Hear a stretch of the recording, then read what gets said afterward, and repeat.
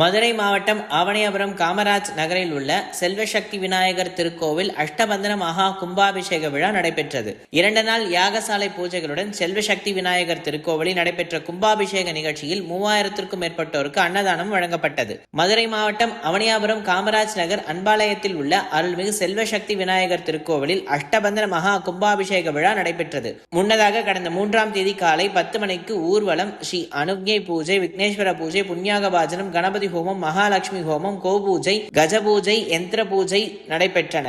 மாலை 5:30 மணிக்கு மேல் வாஸ்து சாந்தி, விக்னேஸ்வர பூஜை, கும்ப அலங்காரம், கலாகர்ஷனம், யாகசாலை பிரவேசம் பூர்ண ஆகதியுடன் நடைபெற்றது. 2ஆம் நாள் காலை 9 மணிக்கு மேல் துவங்கி யாகசாலை பூஜை, சங்கல்பத்துடன் விக்னேஸ்வர பூஜை, வேதிகா அர்ச்சனை, நவகிரக ஹோமம், நாடி சந்தானம் நடைபெற்று காலை 11 மணிக்கு மேல் திரவிய ஹோமம், மகா பூர்ண ஆகுதியுடன் யாத்ராதானம், கடம் புறப்பாடு நடைபெற்று மகா கும்பாபிஷேகம் நடைபெற்றது.